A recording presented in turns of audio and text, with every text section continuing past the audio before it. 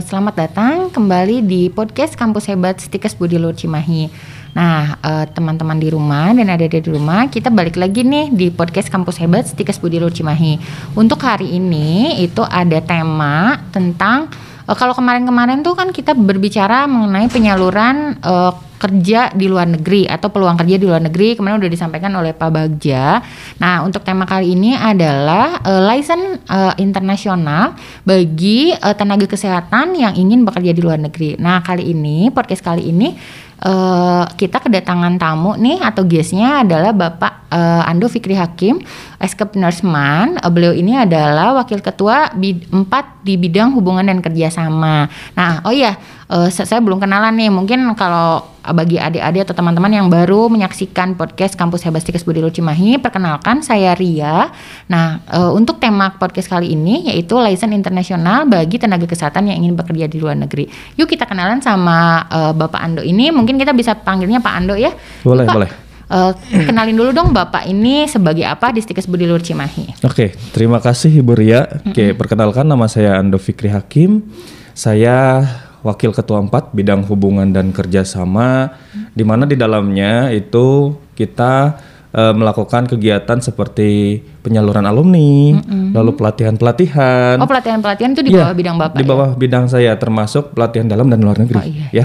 Terus selain itu yang pasti kaitannya tentang MOU dan kerjasama baik dalam dan luar negeri. Itu. Terima kasih. Oke. Nah, kemarin kan tuh udah hadir nih Pak. Berarti yang kemarin hadir di podcast kita itu kan ada Pak Bagja tuh. Yeah. Pak Bagja itu kan Kabiro P2K ya. Biro Pusat Pengembangan Karir. Oh, itu berarti itu tuh masih di bawah Bapak masih ya? Masih di bawah saya. Oke. Nah, Bapak ceritain dong sama teman-teman di rumah. Nah, kalau mungkin kalau mahasiswa kami sih udah tahu ya, udah biasa berhubungan dengan Pak Ando kalau pelatihan, penyaluran, apalagi biasanya kalau yang Jepang interview itu udah tahu lah ya. Tapi kita kan banyak juga nih sekarang tuh yang nonton podcast kita itu udah ibu-ibu gitu kan, yang pengen tahu banget di Stikes Budi Luhur Cimahi itu ada apa aja. Nah, Bapak ceritain dong di hubungan dan kerjasama itu tadi kan seputar pelatihan, seputar penyaluran alumni. Kalau pelatihan kan mungkin itu untuk internal akademik ya, gitu kan. Nah, kalau untuk penyaluran alumni di bidang 4 ini atau di Stikes Budi Luhur Cimahi ini penyaluran alumni kemana aja sih Pak, gitu kan? Dalam negeri atau luar negeri? Oke. Untuk saya mulai dengan pelatihan dulu, Bu Ria. Pelatihan memang untuk internal, tapi kita sudah mulai mengembangkan pelatihan itu. Nanti kita akan membuka peluang untuk dari eksternal juga bisa mengikuti pelatihan di kita. Baik itu pelatihan dalam maupun luar negeri. Itu pelatihan luar negeri ada juga Pak? Ada. Itu kita sudah berjalan. Ya, itu untuk program studi pendidikan tahap profesi. Itu pelatihannya di Filipina. Kenapa? Yang selama 2 minggu itu selama 2 minggu di sana. Kenapa kita ambil pelatihan di Filipina? Pertama, yaitu kalau kita lihat data di seluruh dunia, tenaga perawat paling banyak itu dari Filipina. Yang bekerja di luar negeri ya Pak? Yang bekerja di luar negeri, ya, dari Filipina. Sehingga kita coba belajar ke sana. Tujuannya selain itu, kita akan membuka mindset atau atmosfer global. Untuk mahasiswa karena kan moto kita kan go internasional ya Bu Ria ya. Sehingga kita memperkenalkan atmosfer global atau internasional itu ke Filipina. Jadi supaya anak-anak juga terbuka mindsetnya ya Pak ya. Selain itu kan memperlancar anak-anak juga dalam confident dalam melakukan conversation dalam bahasa Inggris. Oh iya, karena kalau di Filipina ibaratnya dari lahir mereka udah terbiasa dengan bahasa Inggris. Itu sebagai bahasa kedua kalau di Filipina. Meskipun Asia ya. Oke, lanjut dengan ke penyaluran alumni. Kita penyaluran alumni bukan hanya di negara Jepang saja, tapi kita ada negara Timur Tengah atau Arab Saudi, terus ada Kuwait, ada Turki, ada yang terakhir itu ada yang ke India, ada yang ke Malaysia juga. Oh iya Pak. Itu negara-negara tujuan untuk penyaluran alumni kita. Dan itu semua penyaluran alumni itu difasilitasi kampus ya Pak ya? Ya, untuk penyaluran alumni kita fasilitasi alumni kita mulai dari proses pemberkasan sampai proses pengecekan kontrak sebelum mereka berangkat. Oh, Dan katanya sampai di sana juga kita masih cek gitu kan, apakah di sana mereka ada masalah atau tidak dari segi pekerjaan sudah takutnya ada trouble seperti apa itu masih dalam pengawasan ya Pak ya. Prinsipnya mulai dari proses pendaftaran alumni itu ingin bekerja ke luar negeri sampai dia tiba di sana, terus dia bekerja di sana, kita selalu pantau melalui PT ya atau partner kita yang menyalurkan atau sending organizer partner kita yang menempatkan alumni kita di tempat kerja. Kita selalu koordinasi untuk memantau apakah ada masalah atau tidak atau perkembangannya seperti apa. Seperti itu. Nah, mungkin ini kan penyaluran alumni ya Pak ya gitu. Itu tuh kan pasti ada beberapa tahap ya dari mulai seleksi. Kalau yang Jepang kan kita udah cerita tuh banyak dari mulai seleksinya baik yang magang maupun internship. Betul. Nah ini kan yang selain di Budi Luhur juga kan selain ke Jepang ada juga Arab Saudi. Mungkin kita lebih spesifik ke Arab Saudi dulu ya Pak ya. Untuk kali ini kita akan ngebahas nih gimana sih penyaluran alumni untuk bekerja di Arab Saudi. Itu semua kan difasilitasi sama kampus nih Pak. Boleh nggak sih Pak ceritain tahapannya? Mungkin di sesi 1 kita akan cerita tahapannya secara secara global dulu. Nanti di sesi 2 kita bakal kupas tuntas tuh di situ. Baik, untuk tahapannya sudah pasti kalau dikatakan alumni berarti kan mahasiswa itu sudah harus lulus dulu. Iya, harus selesai berproses. Selesai pendidikan. Itu tuh untuk semua prodi atau misalkan untuk D3 perawat atau profesi nurse gitu Pak? Untuk Timur Tengah sendiri peluang yang ada itu bisa dari D3 perawat, bisa dari pendidikan profesi nurse. Berarti sudah lulus profesi dan sudah lulus D3 keperawatan ya itu. Kalau bidan nih Pak bisa nggak kerja di Timur Tengah? Bidan pun bisa. Untuk ujinya beda pasti ya Pak? Ujinya beda, walaupun memang beberapa platform yang dipakai untuk bidan pun ada yang sama dengan perawat. Jadi untuk prosesnya setelah mahasiswa atau alumni lulus ya, itu biasanya dengan adanya JO, kita sebut JO kalau di kita itu atau job order, kita akan infokan kepada alumni. Setelah itu bagaimana prosesnya? Kita akan open recruitment ya, buka pendaftaran. Sama ya kayak Jepang juga begitu. Sama kayak Jepang seperti itu, open recruitment. Setelah itu kita pemberkasan seperti halnya mengumpulkan dokumen-dokumen yang memang sebagai prasyarat pada saat mereka akan bekerja ke Timur Tengah. Ya. Lalu setelah melakukan pemberkasan kita lakukan verifikasi internal dulu, baru kita lakukan verifikasi berdasarkan sistem. Itu ada yang disebut data flow. Nanti kita akan kupas secara detail ya, Bu Ria. Tapi itu tuh Pak, si proses data flow itu sebelum tapi mereka harus diterima dulu ya, misalkan sama si user sananya udah fix atau proses dulu semua pendokumentasian di sini baru mereka dapat usernya di sana nih. Pada saat kita menerima JO job order ya dari Timur Tengah ya, mereka biasanya menanyakan CV terlebih dahulu. Setelah itu kita kirimkan CV ke sana ya. Setelah mereka kaji ya, baru mereka akan memberikan respon atau memberikan tanggapan. Siapkan untuk tahap verifikasi ya, baru kita lakukan tahap verifikasi dokumen, termasuk nanti kalau memang verifikasi dokumen sudah selesai, kita siapkan scheduling untuk tes prometrik. Itulah international examination-nya. Jadi kalau ke Arab Saudi, kalau ke Jepang kan kerja harus punya sertifikat NN-an ya, kayak M4, M5, ya. Nah itu Nihongo. Tapi kalau ke Arab Saudi itu tesnya prometrik namanya ya Pak ya? Platformnya namanya tes prometrik. Dan dapat license-nya itu nanti berarti kayak kalau di kita tuh kayak STR ya, kalau itu STR tapi untuk yang di luar negeri di Arab Saudi itu namanya prometrik. Pak, kalau itu sama nggak sih di setiap negara atau beda-beda? Misalkan kayak di UK apa gitu, kayak mau kerja di Qatar apa gitu, harus punya license itunya. Kalau untuk license masing-masing negara itu berbeda ya. Seperti US atau UK itu biasanya menggunakan NCLEX ya, untuk bekerja ke USA ya. Lalu untuk Timur Tengah seperti Dubai itu ada yang disebutnya DHA. Untuk tesnya itu. Ya. Supaya dapat license itu. Ya, supaya dapat license. Lalu untuk Timur Tengah seperti Arab Saudi, Qatar itu masih menggunakan tes yang dinamakan prometrik. Oh, tes uji harus lulus tes uji Harus lulus prometrik. tes Kalau di uji kita kan prometrik. harus lulus tes uji kompetensi. Uji kompetensi. Nah, di sana untuk mengeluarkan license sebagai perawat di sana, mereka harus lulus tes uji prometrik ya. Betul, kalau di Arab. betul. Nah, ini kayaknya seru banget nih teman-teman atau misalkan peserta atau misalkan yang nonton podcast ini, nanti di sesi 2 kita akan banyak cerita mengenai prosesnya tuh seperti apa sih, sehingga dan gajinya itu di Arab Saudi itu seperti apa. Karena nanti setelah Pak Ando podcast ini kita akan ada salah satu alumni kami yang bekerja di Arab Saudi nih Pak. Oh ya. Masih hangat banget nih karena dia itu kan baru ya, Iya. lulusannya baru dan dia juga baru kontrak di sana itu kurang lebih selama 1,5 tahun. Itu nanti tuh di podcast selanjutnya. Nah sekarang ini kita akan bicara nanti di sesi 2 itu mengenai proses untuk license internasional yang difasilitasi oleh kampus. Jangan kemana-mana, tetap di podcast Kampus Hebat Stikes Budi Luhur Cimahi.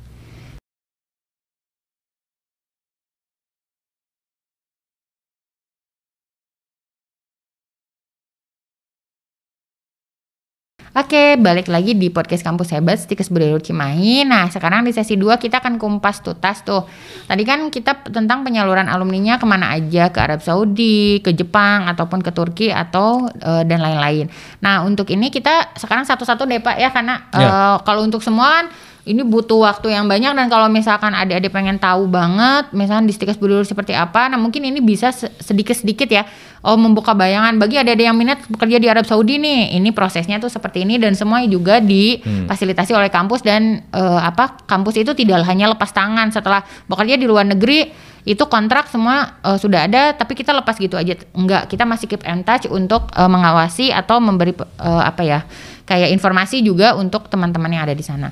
Nah, mungkin sekarang kan tadi Bapak kita ada tes prometrik itu ya. Harus lulus tes prometrik untuk dapat license internasional itu. Nah, sekarang kalau misalkan anak-anak nih mahasiswa kami, alumni kami sudah lulus misalnya tahap profesi. Karena di kita ada beberapa nih yang masih baru-baru hangat banget. Itu sekitar 1,5 tahun yang lalu kita sudah menyalurkan alumni kami. Kalau dulu-dulu banyak sekali yang bekerja di Arab Saudi itu alumni kami. Tapi yang masih hangat ini yang terbaru, dan nanti salah satunya itu kebetulan kemarin lagi cuti ya Pak.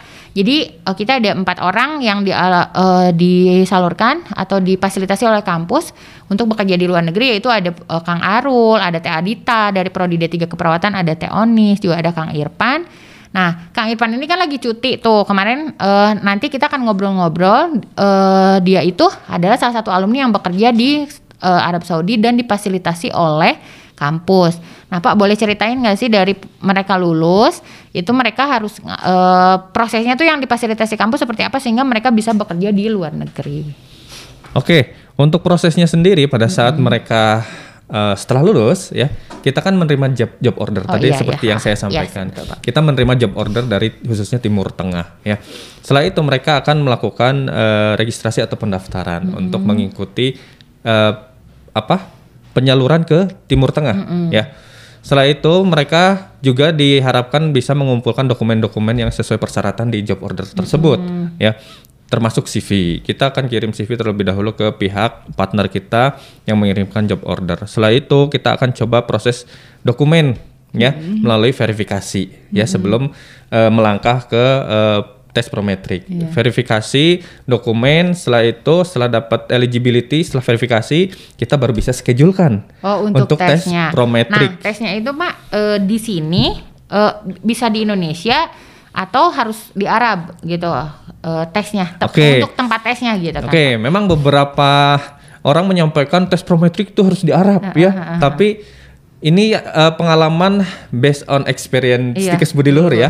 Iya, betul. Kalau tes prometrik itu bisa dilakukan di Indonesia. Jadi Stikes Budi Luhur sudah mencoba dan sudah membuktikan, sudah pernah bahwa tes prometrik itu bisa dilaksanakan di Indonesia. Nah, kalau di sini nanti ada yang nonton nih Pak podcast. Karena kan YouTube ini kan kita jangkauannya tidak hanya untuk anak SMA, tidak hanya yang minat ke Stikes Budi Luhur, tidak hanya untuk mahasiswa kami. Nanti misalnya ada tuh pada para perawat di sana yang ingin bekerja ke luar negeri, bisa tuh mungkin ya Pak, bisa untuk minta difasilitasi ke Stikes Budi Luhur Cimahi untuk proses license internasional untuk bekerja di termasuk alumni yang sudah diverifikasi, sudah punya eligibility tapi keburu berangkat ke Timur Tengah atau ke Arabnya, kita masih tetap bisa fasilitasi untuk tes prometrik itu yang terdekat dengan tempat kerja jadi sudah dari alumni itu gitu. Pak, tanya lagi nih. Itu yang ngerjainnya staf Stikes Budi Luhur, maksudnya Sivitas Stikes Budi Luhur Cimahi dari mulai data flow dan lain-lain gitu kan? Iya. Itu yang mengerjakan staf Stikes Budi Luhur. Jadi kita nggak pakai maksudnya kita tidak pakai PT lain ya gitu kan untuk bekerja di untuk memfasilitasi untuk memproses dokumen-dokumen tersebut ya. Jadi memang benar-benar dan itu tuh di bidangnya Bapak ya, khusus di bidang dia di WK 4. Nah gitu. Tadi kan cerita tuh. Nah Pak, itu kan nanti udah lulus tuh misalkan mahasiswa alumni kami tuh udah lulus di tes prometik, berarti mereka pengurusan ke license-nya ya. Betul. Gitu kan. Nanti akan mengeluarkannya itu license-nya itu seperti di kita apakah STR itu kan MTKI yang ngeluarinnya. Kalau di sana yang ngeluarinnya dari pihak Arab Saudi itu dari pihak Arab Saudi biasanya karena platform prometrik ya ini di bawah MOH atau Ministry of Health dari Timur Tengah ya, sehingga yang mengeluarkan license-nya itu dari MOH sana. Oh gitu. Nah dan itu Pak untuk salary bukan untuk salary dulu deh. Pertama untuk berarti perawat yang ingin bekerja di luar negeri, kalau dari luar ya, kalau dari luar negeri itu yang ingin bekerja di Arab Saudi, berarti mereka harus punya license internasional itu, lulus uji prometrik, nanti ngurusin license itu ya Pak? Iya. Harus punya berarti itu? Harus punya, karena ini tadi sebelum Bu Ria menyampaikan salary ya, license prometrik ini memang berkaitan dengan salary ya gitu, karena dari pihak Arab Saudi juga mewajibkan yang akan masuk ke wilayah Timur Tengah itu harus mempunyai lisensi internasional, salah satunya prometrik. Karena kan memang memegang, karena di kita juga kan untuk perawat, bidan, tenaga kesehatan kan harus punya STR ya. Gitu kan, nah uji komnya itu harus lulus, mereka dapat STR. Berarti kan kalau di Arab Saudi mereka harus lulus uji prometrik untuk dapat lisensi internasionalnya itu. Karena kan ini mereka harus harus teruji secara kompetensinya di negara sana ya Pak ya. Nah kalau untuk salary pasti kan kalau yang udah punya license ini lebih tinggi ya Pak ya? Lebih tinggi. Ini pasti ya, lebih tinggi, pasti lebih tinggi. Pak gajinya kalau kemarin kan di Jepang tuh Pak Bagja udah cerita. Terus Cecep yang magang udah cerita gajinya berapa. Terus Pak Bagja udah cerita gajinya berapa di Jepang. Nah kalau di Arab Saudi itu gajinya berapa sih Pak untuk perawat? Oke, untuk perawat yang fresh ya, maksudnya pertama kali datang ke Arab Saudi ya, itu gajinya di kisaran 3.500 sampai 4.000 real berarti lumayan Saudi ya. real. Tapi katanya kemarin juga Kang Irfan cerita tuh. Itu masih gaji ya? Masih gaji ya, belum overtime, belum tips dan lain sebagainya ya. Terus tempat tinggal juga mereka tempat tinggal selama mereka dari tidak membawa rumah sakit itu difasilitasi ya itu. Ya, untuk makan juga di rumah sakit dikasih. Nah itu tadi kan kita berarti kan untuk bekerja di luar negeri itu ada beberapa tahapan yang harus dilalui, tapi jangan khawatir bagi adik-adik atau misalkan alumni kami atau mahasiswa kami yang ingin berminat untuk bekerja ke luar negeri itu semuanya kita fasilitasi ya Pak. Sampai kita pun juga ke sana keep and touch, kita tanya di sana misalnya ada kendala apa, ada apa itu tetap pihak kampus akan bertanggung jawab pada saat kontrak yang apabila dari kampus gitu. Sampai pada saat sebelum berangkat pun terkait kontrak itu dari Stikes Budi Luhur yang melakukan pengecekan ke PT-nya itu karena kan takutnya kan jadi kita kan banyak memang PT juga yang bagus tapi juga ada itu pada saat peserta dapat kontrak pertama. Setelah kontrak kedua pun nanti dari Stikes Budi Luhur akan selalu mengecek bagaimana terkait kontrak kedua sudah keluar untuk perbedaan salarinya dan lain sebagainya, itu terus dilakukan pengecekan dari pihak. Nah, kalau untuk biayanya pasti kan untuk pengurusan license itu kan ada biaya, untuk ujinya juga ada biaya, itu difasilitasi kampus atau misalkan mereka nanti pada saat sudah punya kontrak mereka sistem cicil, mungkin sama aja sih seperti ke Jepang juga begitu ya Pak ya? Ya sama saja seperti ke Jepang seperti itu gitu. Jadi ada yang difasilitasi kampus, nanti mereka bisa dengan PT itu sesuai kesepakatan dengan alumni ya gitu. Karena pasti ada biaya-biayanya gitu. Nah Pak kalau Bapak itu untuk selain di bidang 4 itu, selain penyaluran alumni, Bapak juga tracer study ya. Tracer study itu apa sih Pak? Penelusuran alumni juga. Penelusuran alumni. Itu udah banyak nggak sih Pak alumni Stikes Budi Luhur Cimahi yang udah bekerja di luar negeri sampai dengan tahun kemarin lah ya gitu. Oke. Untuk kita memang di bawah Wakil Ketua 4 itu salah satunya tracer study ya, di mana penelusuran tempat kerja alumni atau berapa lama sih alumni itu terserap. Ya, bekerja sama dengan bidang 3 ya Pak. Ya, bekerja sama dengan Wakil Ketua 3 termasuk berapa lama sih mahasiswa itu terserap ya, dan di mana gitu. Untuk yang dari tahun 2007 sampai yang terbaru nih ya, total alumni yang sudah difasilitasi kampus Stikes Budi Luhur yang bekerja ke luar negeri termasuk Arab, Jepang, terus Malaysia, Singapura, Rusia, Moldova ada ya. Itu total sampai 107 alumni yang sudah difasilitasi Stikes Budi Luhur. Dan Stikes Budi Luhur juga selain memikirkan untuk peluang kerja di luar negeri, sampai juga kita juga memfasilitasi untuk prosesnya. Jadi kita juga tidak memakai yang lain. Jadi kita tetap semuanya dikerjakan sendiri oleh Stikes Budi Luhur Cimahi, itu untuk pertama keamanan juga mahasiswa, alumni kami di sana. Dan jadi, juga untuk keberlangsungan program, karena memang di PC kita yang baru, dan memang dari dulu pun itu Go Internasional itu sudah ada, dan di PC kita yang baru juga ada unggul di tingkat internasional gitu kan. Jadi kita kan juga harus beradaptasi dengan program-program yang ada di atau program-program yang harus ditempuh untuk bekerja di luar negeri, ataupun program-program yang ada di luar negeri seperti pelatihan di Filipina seperti itu. Jadi mahasiswa itu tidak harus jauh-jauh mencari di mana sih saya bisa mendaftar untuk bekerja ke luar negeri, khususnya Timur Tengah, Jepang. Cukup di Stikes Budi Luhur saja ya. Alumni kita pada saat akan bekerja di sana kita sudah bisa memfasilitasi. Oh iya, siap. Oke.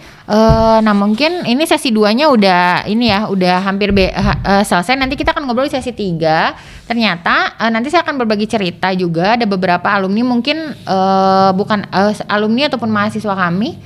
Kenapa tertarik masuk ke Stikes Budi Luhur Cimahi ini adalah salah satunya dengan program internasionalnya ini. Oke, jangan kemana-mana, tetap di podcast Kampus Hebat Stikes Budi Luhur Cimahi.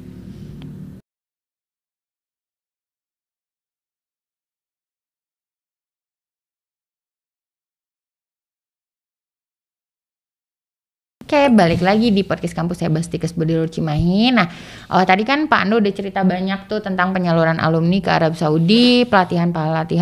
Karena memang di Stikes Budi Luhur Cimahi itu kan ada salah satu program unggulannya adalah program unggulan internasional seperti pelatihan, seperti student exchange, faculty exchange, transfer kredit, internship, juga sampai ke penyaluran alumni ke luar negeri. Kenapa memang dari beberapa mahasiswa yang masuk ke Stikes Budi Luhur Cimahi itu, salah satu minat mereka ingin masuk ke Stikes Budi Luhur Cimahi itu karena mereka sudah punya impian untuk berangkat ke luar negeri, baik itu untuk vacation ataupun untuk bekerja. Jadi karena saya di bagian penerimaan mahasiswa baru tuh sering ngobrol sama mahasiswa yang masuk, alasannya apa ingin masuk Stikes Budi Luhur Cimahi. Bu, saya ingin bekerja di luar negeri. Malah ada beberapa mahasiswa yang orang tuanya itu bekerja di Arab Saudi Pak, sebagai pekerja migran Indonesia. Nah mereka pengen kerja ke sana, tapi saya nggak mau seperti ibu bapak saya. Saya pengennya menjadi perawat di sana, gitu. Sampai mereka itu jadi motivasi ya, gitu. Ada beberapa yang seperti itu. Nah mungkin kan karena mereka juga melihat kekonsistenan Stikes Budi Luhur Cimahi dalam mengerjakan program internasional ini. Nah Pak, tadi kan kita udah cerita tentang prometrik. Nah kalau misalkan bidan nih, kita kan mindsetnya masih bidan, bisa nggak sih bekerja di luar negeri? Boleh. Untuk bidan bisa. Di sananya sebagai bidan atau misalkan bekerja di ruang maternitas atau seperti apa Pak? Ya, kalau untuk bidan, untuk beberapa partner kita, mereka menyiapkan klinik untuk klinik maternitas. Klinik maternitas, iya betul. Atau yang memang berkaitannya dengan health ya di sana. Jadi bidan pun masih bisa untuk mengambil peluang ini. Jadi tidak hanya perawat, bidan pun bisa. Gitu. Kemarin kan Pak Bagja peluang kerja di luar negerinya lebih luas tuh Pak, karena ada untuk jadi health spa gitu. Kalau ini kan kita lebih ke perawatnya. Perawatnya juga kita bisa memfasilitasinya dan bisa bekerja di luar negeri. Bidan pun juga seperti itu. Bisa. Nah Pak, kita balik lagi ke awal nih. Itu kan kita tadi untuk mahasiswa profesi nurse kita itu kan ada pelatihan ke Filipina itu untuk membuka mindset gitu kan. Nah ini untuk yang transfer kredit nih Pak. Kalau itu kan pelatihan ke Filipina dengan harapan anak-anak terbuka mindsetnya. Kalau transfer kredit itu tujuannya apa sih Pak gitu kan? Apakah sama untuk membuka mindset karena mereka untuk terbuka mindsetnya bekerja di luar negeri? Oke, kalau untuk transfer kredit ini kita sudah melaksanakan itu 3 angkatan Bu Ria ya. Kalau untuk angkatan ini memang ini sesuai dengan visi dari Mas Menteri. Menteri Pendidikan dan Kebudayaan itu Kampus Merdeka dan Merdeka Belajar, sehingga mahasiswa itu berhak mengambil kredit atau bisa mengambil kredit di luar institusinya. Contohnya program yang memang sudah kita laksanakan itu transfer kredit. Jadi mahasiswa itu ambil kredit di partner kita khususnya di Filipina itu selama 1 semester. Ya nanti akan dikonversi dari kredit yang sudah didapatkan di sana ke kredit yang ada di kita gitu. Jadi tujuannya pertama memang mengenalkan atmosfer sistem pendidikan ke mahasiswa dengan kampus partner ya. Yang kedua memberikan pengalaman yang real terhadap sistem pendidikan di partner kita ya. Selain itu juga kita kan mengimplementasikan visi Mas Menteri Kampus Merdeka Merdeka Belajar seperti itu. Tapi itu juga sebelum ada Kampus Merdeka kita juga udah sudah berjalan sebenarnya. Ya? Kalau untuk program transfer kredit untuk program Kampus Merdeka Merdeka Belajar kita sudah berjalan beberapa tahun yang lalu ya. Pas ada visi Mas Menteri menyampaikan seperti itu, kita seperti halnya gayung bersambut gitu. Iya betul. Nah itu juga salah satunya adalah supaya membuka, dan memang transfer kredit ini kan terpakai juga pada saat mahasiswa nanti sudah menjadi alumni untuk bekerja di dalam negeri maupun luar negeri ya, karena mereka sudah punya kompetensinya jadi berbeda gitu kan. Nah Pak, ini kan kita udah kupas tuntas tuh kegiatan luar negeri yang memang tidak hanya sih kalau di Stikes Budi Luhur Cimahi itu tidak hanya di bidang Bapak ya, tidak hanya di bidang 4 di hubungan dan kerjasama, tapi di semua ini juga kita selalu menerapkan untuk nanti kedepannya itu kita unggul di internasional gitu kan.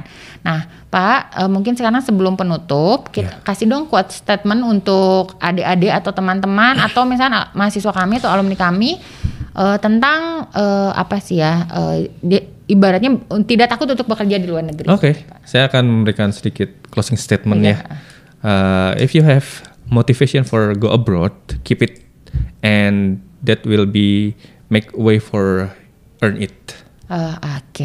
Itu artinya apa ya nanti mungkin itu udah quote-nya yang memang ibaratnya kalau udah untuk ingin kalau keluar negeri mempunyai motivasi untuk keluar negeri harus dijaga. Harus dijaga dan harus dilaksanakan. Karena itu akan memberikan jalan untuk mendapatkannya seperti itu. Oke.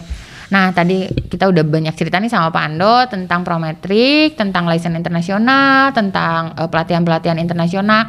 Nah nanti kita juga akan dengar ceritanya dari Kang Irfan, salah satu alumni yang sudah di fasilitasi kampus untuk bekerja di luar negeri. Dan untuk podcast selanjutnya nanti kita akan banyak juga bahas untuk program-program unggulan di setiap prodi Pak. Jadi nanti adik-adik yang ingin tahu banget tentang Stikes Budi Luhur Cimahi harus selalu nonton podcastnya Kampus Hebat Stikes Budi Luhur Cimahi. Kenapa? Karena kita akan setiap podcast itu akan punya tema masing-masing yang merupakan program keunggulan atau misalnya mengupas tuntas tentang semua kegiatan yang ada di Stikes Budi Luhur Cimahi. Pantengin terus ya Bu Ria berarti ya. Harus jangan lupa subscribe, komen dan like untuk channel YouTube-nya Stikes Budi Luhur Cimahi. Sampai ketemu di podcast selanjutnya dengan tema-tema yang pasti menarik untuk ditonton sama adik-adik teteh-teteh atau AA yang ada di rumah. Oke, sampai ketemu di podcast Kampus Hebat Stikes Budi Luhur Cimahi selanjutnya. Tetap sehat, tetap jaga protokol kesehatan dan salam sehat dari Kampus Hebat Stikes Budi Luhur Cimahi. Hebat.